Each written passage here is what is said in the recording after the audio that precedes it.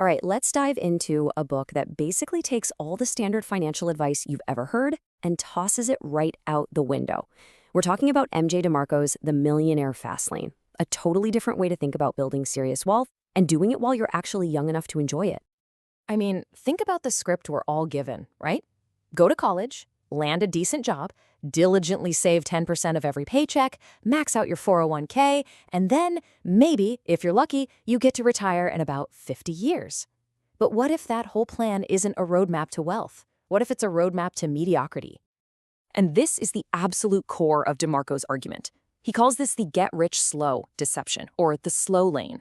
It's a path that demands you trade your absolute best years, your youth, your energy, your freedom, for this fragile hope of being rich when you're old. It's a life built on sacrifice, where, as he puts it, the money just comes way too late to really truly be enjoyed. So the big question is, how do you break out of that trap? Well, here's the plan for this explainer. We're going to look at the 3 financial roadmaps he lays out, talk about the huge mindset shift from consumer to producer, and then really get into the nuts and bolts of the fast lane, including its 5 key commandments and the one thing that makes it all click. Okay, so according to DeMarco, whether you even realize it or not, you're already on one of 3 distinct paths. And this path, which is really just your set of core beliefs about money, well, it determines literally everything. It shapes your actions, your whole mindset, and, you guessed it, your final financial destination. And these paths are just defined by completely different worldviews. You've got the sidewalkers, who live for right now, usually racking up debt, and they're pretty much heading straight for poverty. Then you have the slow laners. They trade their time, their life, for a paycheck, crossing their fingers for a comfy retirement someday. But the fast laners, they play a totally different game. They see time as the single most valuable thing they have, and they build systems, businesses, to separate their income from their time. That's the path to real wealth. You know, the slow lane trap is just brutal when you actually stop and do the math. You're giving up 5 days a week for just 2 days of freedom. That is a negative 60% return on your life. And your entire future is basically riding on things you have zero control over. The stock market, your boss's mood, job security. The fast lane just flips that script completely. It's all about building systems you can control and scale, assets that are out there working for you 24/7. So how in the world do you get off that sidewalk or jump out of the slow lane? Well, the very first step, and honestly the most important one, is this massive mental pivot. You've got to stop thinking like everyone else and start thinking like the people who actually build wealth. You literally have to switch teams. And this is the fundamental difference right here. The vast majority of people are consumers. They're always buying stuff, always chasing the next product. But that small, wealthy minority, they're producers. They're the ones selling to the masses. So instead of wondering how to get the best deal, a producer is asking, what problem can I solve? What need isn't being met?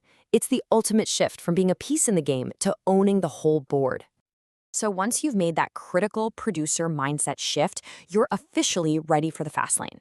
And this isn't about wishful thinking or getting lucky. It's about a very specific, controllable formula for building wealth. This right here is the engine of the fast lane.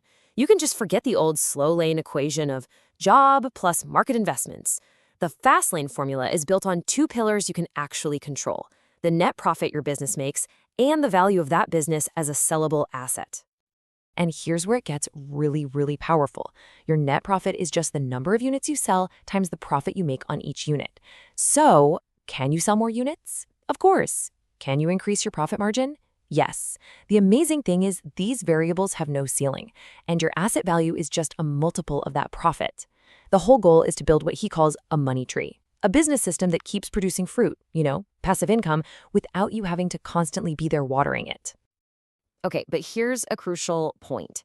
Not every business is a fast lane business. Actually, a lot of them are just jobs with more stress that you've created for yourself. So to figure out if your idea has real fast lane potential, you gotta run it through this 5-point checklist, what DeMarco calls the commandments. So, does your idea pass the CNS test? It's an acronym. First, C is for control. You have to be in the driver's seat, period. E is for entry. It can't be so easy to start that literally anyone can do it tomorrow.